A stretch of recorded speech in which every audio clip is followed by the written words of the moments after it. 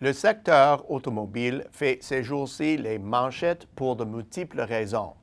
La technologie révolutionne l'ensemble de l'industrie, alors que la mondialisation modifie ses bases de production. Le protectionnisme, pour sa part, menace de bousculer les règles du jeu. Pourtant, dans le même temps, les ventes s'envolent, surtout aux États-Unis. Ce contexte alimente les spéculations quant à son évolution.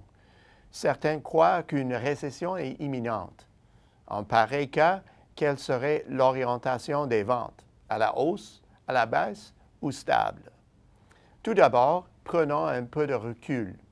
Le contexte actuel est bien loin de la débâcle des 3 de Détroit de 2009.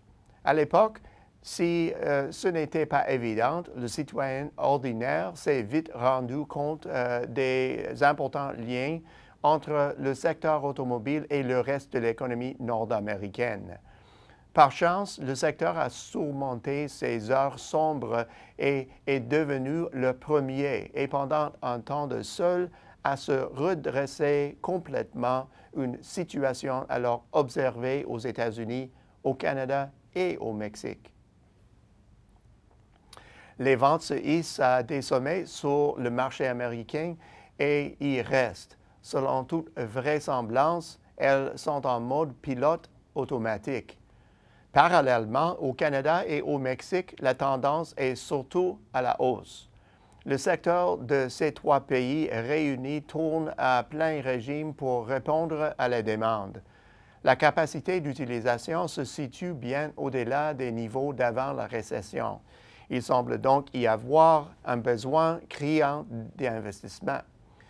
Or, le nouveau vent de protectionnisme a jeté une certaine confusion quant à la réalisation des projets d'expansion.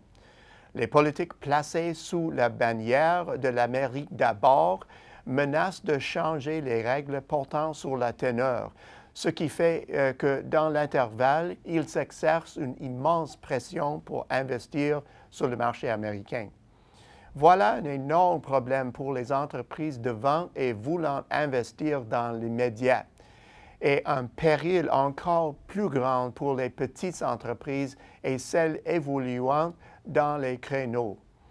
Les projets en marche vont de l'avant, mais dans le cas des projets qui ne sont toujours pas lancés, nous estimons qu'il y a une bonne dose d'hésitation. En effet, les entreprises prévoyant investir au Mexique ou au Canada s'inquiètent maintenant d'avoir du mal à accéder à l'incontournable marché américain. Or, diriger leurs investissements vers les États-Unis n'est pas une solution simple.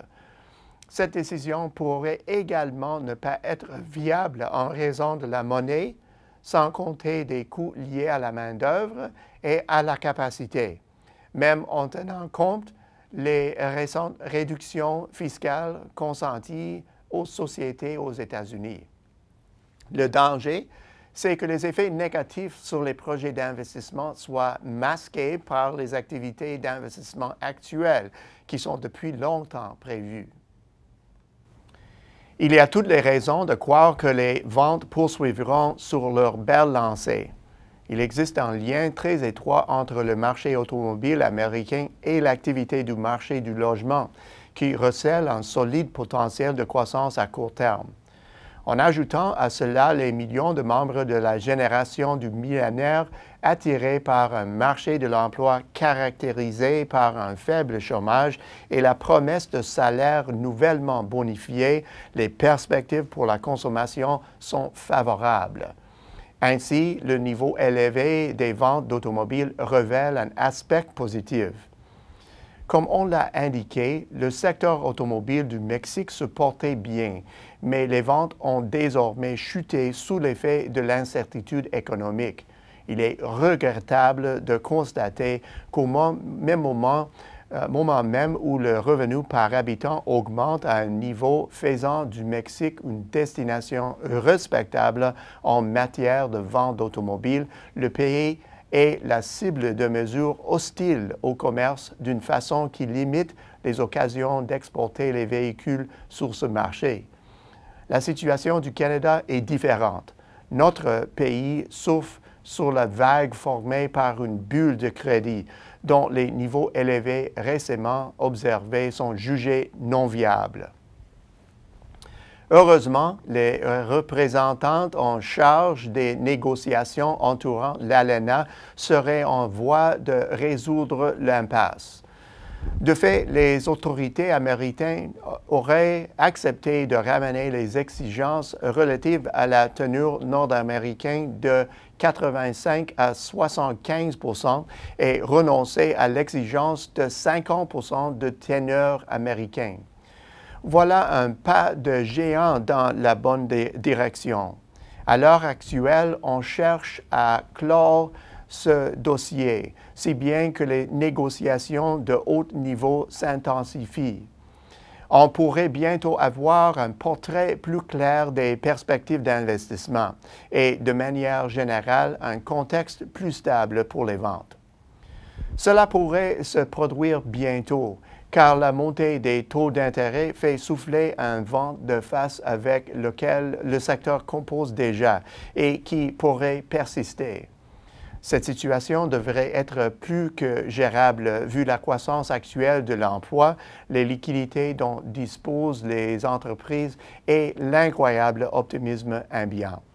En avant tout. Au bout du compte, les ventes d'automobiles semblent en apparence au beau fixe, mais le secteur connaît son lot de turbulences. Si le ressentiment provoqué par les politiques disparaît, le secteur pourra s'engager vers encore quelques années de vigoureuse croissance. À la semaine prochaine, c'est Peter Hall.